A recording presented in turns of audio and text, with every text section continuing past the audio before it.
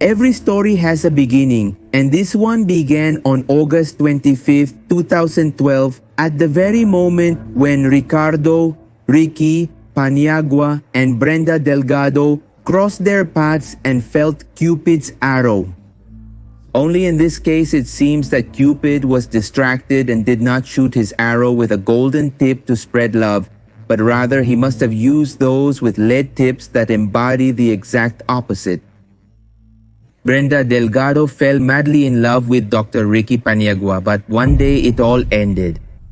From that moment on, she started to follow him, geolocate his phone, and coincidentally appear in the places where he was. When the doctor started a relationship with a beautiful dentist sick with anger, she, Brenda, orchestrated a horrible plan. In today's video, I'm going to tell you the story of Berenice and Ricky, how a toxic relationship ended the life of a woman who had no stake in the funeral.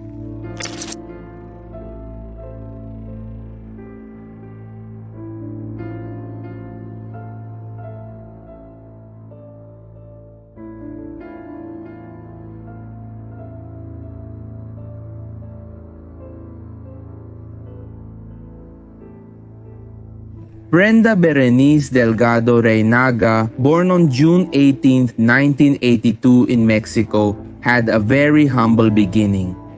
Luis, her father, a factory worker in central Mexico, decided that his family deserved a better fate and moved with his wife Maria and their 5 children to the city of Dallas in search of the American dream. Brenda, who was the second of the couple's 5 children and the only girl, was an excellent student. Upon finishing high school, although she dreamed of studying medicine, her parents could not afford the university tuition. So she worked as a waitress in a restaurant and a florist while attending the neighborhood evangelical church. Every so often, she would go out with her friends. She liked trendy restaurants and fantasized about dressing like the young women who frequented these places. But her economic position could not allow her to live alone or stray from everyday brands. In the year 2012, she managed to move in with a couple of friends, and around that time, she downloaded a couple of dating apps like Tinder on her cell phone. That's how Brenda, at 30 years old, met Ricky, who was 38. Ricky Paniagua was born in California, and despite not having an easy childhood, he worked hard and graduated from the prestigious Stanford Medical School. He got married, but things still didn't work out. In 2011, already in the final process of his divorce, he moved to Dallas to complete his dermatology residency at the University of Texas. Thin, with dark short hair combed back, he was seen as a serious, calm, and thoughtful man. When he discovered the beautiful Mexican girl on the dating app, this man was dazzled. They set the first date for Saturday, August 25, 2012. With her 5'5" height, her long and thick dark hair, her brown eyes, and a strong character, Brenda had no trouble winning over the promising doctor. She also ended up smitten by that doctor with a bright future. She saw him as tender, and he was the perfect candidate. In November, just 3 months after their first encounter, Brenda moved in with Ricky. He had a very stylish apartment close to the neighborhood she had always dreamed of living in. 2 months later, the girl became pregnant, but the problem came after telling Ricky. It's not known what he said to her, but Brenda had an abortion and didn't tell her family anything. But she was distraught, thinking that she and Ricky would one day have their children, except for this sad episode. Those first 2.5 years, the couple seemed to work quite well. In the second half of the year 2013, Brenda entered to study dental hygiene at the Stanford Brown faculty. Her classmates said that when she showed up on the first day of class, she did nothing but talk about Ricky as if it was starting to become an obsession. At the beginning of 2014, Ricky gave her an engagement ring. Brenda envisioned herself married in the future. Her boyfriend then accompanied her to Mexico to visit relatives, and she got a job as a dental assistant to help with household expenses. But one day in July of this same year, Brenda came to class crying. She told a classmate that Ricky had asked her to break up and had asked her to please move out of the house. Brenda moved in with a friend but started getting low grades, missing work, and becoming obsessed with winning him back. In September of 2014, Ricky enrolled in a dance studio to take salsa classes. It was like a new beginning for him, who was alone at that time. So one day he arrived at his class, and among the women was Brenda. What a coincidence. The chemistry between them reignited, and he would say later that it was like getting to know each other again, and so they decided to give themselves a new opportunity. For a few months, everything evolved quite well. Once again, the relationship promised to end in marriage, but the more Ricky thought about it, the more doubts he had about the relationship. Starting the year 2015, while he was a professor at the University of Texas Hospital, one day in February, he decided and asked Brenda to take a break again. He was not sure what he felt and needed to think if he wanted to move forward with the woman. Ricky thought they had ended on good terms as they sent civilized text messages to know how they were, and too often they met without having agreed. For example, he was going to run and she was just nearby exercising. He was eating at a restaurant and they met on another occasion. He had invited a nurse out and Brenda appeared at the place. At that moment, Ricky thought they were just coincidences. He still didn't realize that his ex's curiosity about his life had become unhealthy. Brenda had set up a real espionage operation. She had Ricky's mail under her control and knew his iCloud passwords, this iPhone thing. In addition, she had in her possession the key to the apartment they had shared. She had also downloaded an application that allowed her to geolocate Ricky's phone. She had everything under control and always knew where her ex-partner was. She took screenshots of Ricky's messages and his photos. She was aware of who he was going out with, where he was traveling, and even saw his airline tickets. It was already a toxic obsession, and at the same time, she was his shadow. She lived with him without Ricky knowing it. However, she was very careful when they exchanged any messages, not to let on how much she knew about his life. Brenda was sure she could regain control of the relationship. She had done it once and she could do it again. In her mind, she was going to be able to win him back. That confidence lasted until May of 2015, when Ricky met Kendra Hatcher.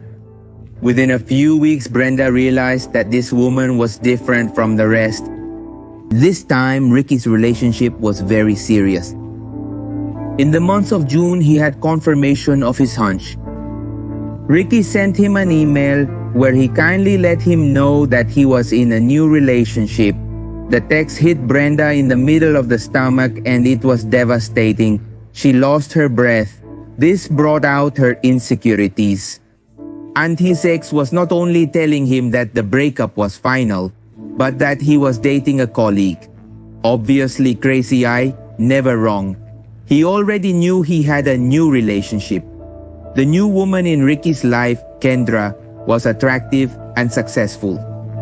Originally from the state of Illinois, after graduating as a dentist, she married a fellow student. However, the marriage failed, and in 2010, she moved to Dallas, where she started her career as a dentist and specialized in children. At 35 years old, the pediatric dentist had a promising future. Kendra and Ricky also met through the Tinder app. The first time they went out was on May 24, 2015. She took him to dinner and they immediately realized that they shared the same values and interests. They were a match. In those first and only 3 months of love, sadly Ricky and Kendra were the picture of perfect happiness. Getaways, expensive trips, romantic photos on Facebook, meals at restaurants, everything was up on social networks. They had already started talking about marriage and their families had met. The problem was that this happiness was exposed. From the other side of the net, Brenda watched with fury. She couldn't stand this relationship because Kendra had her Facebook account without restrictions or made it open. Brenda could read all her posts. In this way, she found out that Kendra and Ricky had traveled to California and also to a resort in Austin. Her head was a hotbed of bad ideas with this as she took screenshots. The wrath, the anger, the annoyance was eating her up inside. She had dedicated 3 years of her life to him. She was still wearing his engagement ring. They had lived together. They had aborted a child. And now she was replaced by a typical American beauty. That's what Brenda called this woman. In July, a month after the final breakup, Ricky needed to fix his car. It was then Brenda who arranged an appointment with a mechanic friend and took him to this place. They left the car and then she took Ricky to work. She was more than kind. Brenda and Ricky's relationship was apparently normal. Brenda thought a lot about it. If Kendra disappeared, Ricky wouldn't come back to her. For her, in her head, the problem was this woman. She needed to completely erase her from the map. For that, she would need a couple of hitmen, a couple of thugs. She went to have a few drinks with her cousin Moses Martinez, and to the meeting she brought a baseball bat. She told him she would buy him a new car or pay him if he threatened Kendra with the bat to scare her. The cousin obviously told her no and thought his cousin was drunk. Brenda then sought out a friend named Jennifer Escobar, whom she had met while working. She knew about Jennifer's financial needs, and so she invited her to move in with her. Once they were living together, she promised her illicit substances or a new car if she helped her carry out her revenge. However, this very frightened woman made up an excuse and left the apartment. Brenda moved forward with her plan. She approached a friend of Jennifer's, Cristal Cortez, who was 23 years old. She was lacking resources and was a single mother of a 6-year-old. Cristal admired Brenda. She seemed solvent and determined. When Brenda offered her $500 to help her, Cristal said yes. They decided that the best option to do it was by shooting, but they knew nothing about guns. So Brenda asked Cristal to find a shooter, and they found an old friend of Cristal's named Christopher Love. At 31 years old, and with a background living off selling small amounts of weed, this weed that makes you very happy. And with this, he was the character they were looking for, bold and fearless and with financial needs. Cristal would drive the car and Love would shoot. Brenda promised her a payment of $3,000 in cash and narcotics. He took the offer and would use a Smith & Wesson .40 caliber pistol. In August of 2015, Ricky and Kendra were enjoying their life, oblivious to the cruel plans of the ex. In September, they would go to Cancun together. Brenda, drowned in her own anger, graduated on the 26th of August. Ricky had sent her a message wishing her luck on her final exam, but in the same message, he announced that from the 31st of August, he would cancel the cell phone plan he was paying for. Brenda, since in October, he would be moving to Sacramento for a new job.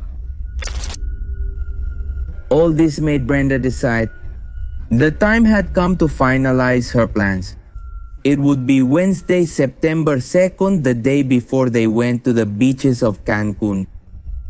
For the crime, Brenda borrowed a silver BMW from a friend that Crystal was going to drive to take Love to Kendra's house.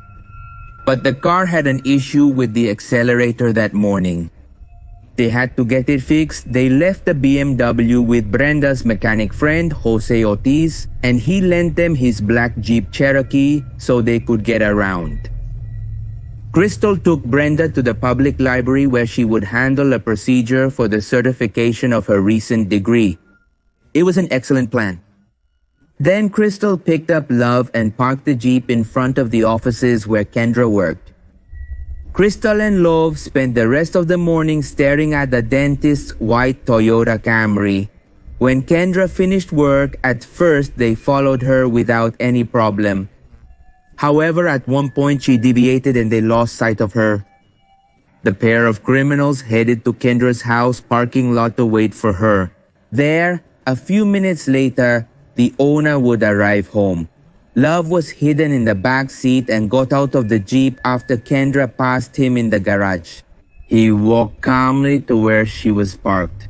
As soon as the woman got out of the car, he raised the gun and shot directly at her head. A bullet had pierced his skull. Christopher didn't hesitate. He took the wallet and the camera from Kendra and ran to the Jeep. Crystal and he escaped from the parking lot, and with this, Brenda's wish had materialized. At the exact second when the gunpowder entered Kendra's head, Brenda was having a few drinks at Chili's with a classmate. At 9 o'clock at night, he took her home. Only then did Brenda call Crystal to find out how things had gone and asked her to pick her up to go get the BMW so she could return the Jeep. When Crystal arrived, the first thing Brenda did was hang Kendra's purse on her shoulder and smile. She was already starting to take her empty place. The city was shocked by the news. At the dentist's garage door, people were leaving offerings, lit candles, and banners with her photo. At the beginning of the investigation, since Kendra's purse had not been found, everyone thought it was a robbery gone wrong. However, after a week and after some statements from Ricky's acquaintances, the investigation took a 180-degree turn and focused on Brenda Delgado. They said that since the breakup, she had been harassing him, reading his texts, his emails, and following him around the city. Brenda was then called by the police to testify. Brenda's relatives, on the other hand, insisted that the police were wrong. Her mother, Maria, even said that she was a beautiful, very Christian person who had the best family values and was not the jealous type. George Miller, a prestigious Dallas lawyer, was hired by her family to represent her. He maintained that Brenda had never been in trouble before and that she had no mental illness. According to his words, in the lawyer's words, she was incapable of violence. Not even Ricky suspected her. He said they had been on good terms. Even that same night of the incident, Ricky had sent Brenda a message to tell her what had happened. Brenda replied the next morning and offered to bring him vegetables and fruit. Ricky, on the other hand, commented that she was sweet and supportive, that she couldn't change overnight. Apparently, no one knew the real Brenda. In the first interrogation, Detective Eric Barnes noticed that she was wearing a bracelet that said, "I am second." It was what some Christians used to wear, implying that Jesus Christ came first. Brenda said she was a believer and looked Eric in the eyes. She asked why they had come to her, and when he told her about the crime, she pulled out a folded piece of paper from her bag. It was a receipt from Chili's restaurant, proving that at that time she could not have been in the parking lot. Barnes interrogated her for 2 hours and found some inconsistencies in her story. Brenda claimed not to know much about Ricky's relationship with Kendra, but the evidence said quite the opposite. Barnes then resorted to an empathy strategy to try. To break her in a kind voice, he told her his theory, "I believe." that you hated the fact of not feeling convenient enough for. It could be that Ricky didn't like the way you dressed. It could be that he didn't want a dental assistant but a real dentist as a partner. It could be that your parents didn't have enough money. It could be that their standards were too high for you, and that all of that was a difficult pill to swallow, looking at yourself in the mirror and saying, what does she have that I don't? I don't think you're a bad person, but you're a hurt person, and you ran out of options. Everyone has a breaking point, and this is what I think happened. The detective with these words almost achieved his goal, but Brenda managed to recover and be quiet. In the police records, Brenda only had a traffic ticket, and because of this, she paid it and they had to let her go. After the interrogation and scared by the media frenzy, she made the decision to flee. She got on a bus heading to Mexico. On October 7th, 2015, a federal arrest warrant was issued for illegal flight. On April 6, 2016, 6 months after being accused, the Federal Bureau of Investigation added her to the list of the 10 most wanted fugitives and offered a reward of $100,000. The poster with her photo said she should be considered armed and dangerous. During the judicial process, several certainties emerged. The first one was Brenda's constant harassment of her ex-partner. The second, she was tracking his iPhone, had his social security number, screenshots with his texts and personal email messages. The third, her attempts to hire several people to harm Kendra were proven. The fourth, the car they exchanged with the mechanic was recorded on security cameras. Jose Ortiz himself, upon seeing it on the news, was terrified and went to the police to tell what he knew. With all this, Crystal was arrested a few days later, and the messages between her and Love were incriminating. In his car's glove compartment, they found the weapon, and he was also arrested. With this, they still needed to catch the mastermind of the gang. For 6 months, Brenda lived a fiction. She led a quiet life with her relatives in the city of Torreon, in Monterrey, where I am from, this in Mexico, while she tried to go unnoticed. The Federal Bureau of Investigation, in conjunction with the authorities of this country of Mexico, would end up finding her. She was arrested in Coahuila and did not resist. On October 6, 2016, she was extradited to Texas for trial, but avoided the death penalty due to an agreement between countries. The first to go on trial was Christopher Love in October of 2018, and at 34 years old, he was sentenced to lethal injection. Crystal was sentenced to 35 years in prison and could be released on parole in 2033. On the other hand, Brenda is now 38 years old and will be behind bars forever. On June 7, 2019, in the city of Dallas, she was found guilty. As for Ricky, he now lives in Sacramento, California, works at the Roosevelt Medical Center, and not much else is known about his life. Not once during the days the trial lasted, Brenda was able to look at the family of her victim nor the witnesses. She only stared at Ricky when he took the stand. He refused to look in her direction but was forced by the prosecutor when he asked him to identify the defendant. Their gazes crossed for only 2 seconds, and the sentence, as I already told you, was life imprisonment. That's how, out of jealousy, he took down many people who were around Ricky, especially Kendra and her family. If you like this video, don't forget to follow me on my social networks and on my secondary channel of Did You Know by Pepe Mystery. And don't forget to leave your comment and your like below if you like this video, and if you didn't like it, still leave your comment. My name is Pepe Mystery and this is